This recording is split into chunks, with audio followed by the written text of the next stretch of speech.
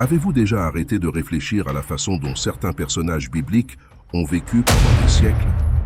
Par exemple, dans un monde où vivre plus de 100 ans est considéré comme un exploit rare, Mathusalem vivra jusqu'à 969 ans, impressionnant.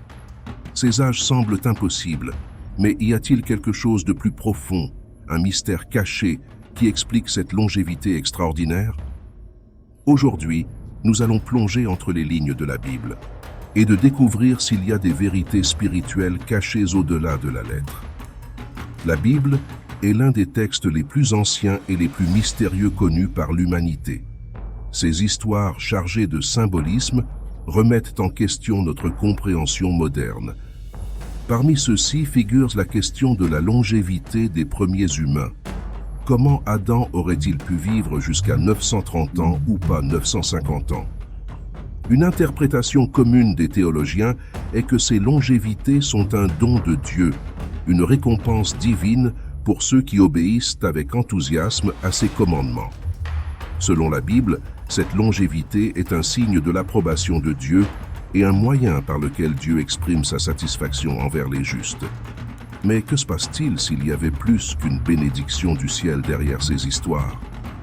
Et si ces chiffres étaient en réalité plus que chronologiques et plus symboliques? Et s'ils ne représentent pas la durée de vie d'une personne, mais l'âge d'un clan, d'un peuple?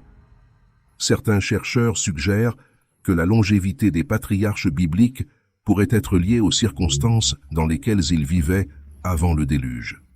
La Terre est un endroit différent et les conditions climatiques peuvent contribuer à une longévité plus longue. La Bible parle d'un auvent de vapeur d'eau qui enveloppe la Terre, créant un environnement protégé semblable à une serre, où les conditions étaient parfaitement propices à la vie humaine pendant des siècles. Mais après le déluge, ce canopement disparaît, et avec lui, une protection contre les rayons du soleil et d'autres forces naturelles qui accélèrent le vieillissement. Pourtant, quelle est cette théorie fascinante? Il n'y a aucune preuve scientifique pour le soutenir. Cela nous amène à nous demander, la longévité de ces personnages est-elle littérale? Ou pourrait-il s'agir d'une métaphore, d'une façon symbolique de raconter l'histoire des premiers peuples de la planète? Une autre explication intéressante que peu de gens ont considérée est le régime alimentaire des temps bibliques. Certains pensent que les premiers humains étaient principalement végétariens, ce qui pourrait contribuer à leur longévité. Après les inondations, les régimes alimentaires ont changé et la viande est devenue une partie du régime alimentaire humain, ce qui, selon certains, a réduit l'espérance de vie. Mais un changement de régime alimentaire à lui seul peut-il expliquer une baisse aussi dramatique de la longévité? Ou bien, la vraie réponse réside dans une combinaison de facteurs, y compris un environnement changeant, un régime alimentaire et peut-être même quelque chose de plus profond et spirituel. Enfin, certains pensent que les références bibliques à la longévité ne devraient pas être prises littéralement. Certains théoriciens suggèrent que ces chiffres pourraient représenter l'âge de règne du clan ou de la lignée familiale plutôt que l'âge d'un individu particulier. Par exemple, lorsqu'on dit à Adam qu'il a vécu 930 ans, cela pourrait signifier que la lignée d'Adam était dominante pendant cette période jusqu'à ce qu'elle ait été héritée par une autre lignée. Cela correspond également à l'opinion selon laquelle le calcul du temps ancien est différent de celui d'une autre. Il pourrait calculer les mois lunaires plutôt que les années solaires, ce qui changerait considérablement l'interprétation de l'âge mentionné.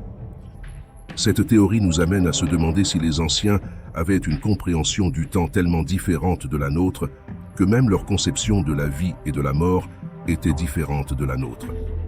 En fin de compte, le mystère biblique de la longévité peut ne jamais être entièrement révélé. Peut-être qu'il s'agissait d'une combinaison de facteurs physiques et mentaux, ou peut-être d'un message codé pour les générations futures. Ce que nous savons, c'est que ces histoires continuent de nous séduire et de nous inciter à penser au-delà de la littéralité et à trouver le sens caché des mots anciens. Mais la Bible est un livre plein de mystères beaucoup plus profonds et troublants. Si la longévité des patriarches dans la Bible est déjà un mystère, que dire de la description des anges des êtres divins qui, contrairement à l'image populaire de la beauté et de l'éthéré, sont présentés comme des apparences vraiment effrayantes? Avez-vous déjà entendu parler d'un ange avec plusieurs visages, des yeux sur tout le corps ou des roues brûlantes? Soyez prêts, car dans la prochaine vidéo, nous allons explorer l'apparence effrayante des anges dans la Bible. D'ici là, gardez votre esprit ouvert et votre curiosité vive, car en dehors de la Bible, le mystère ne se termine jamais.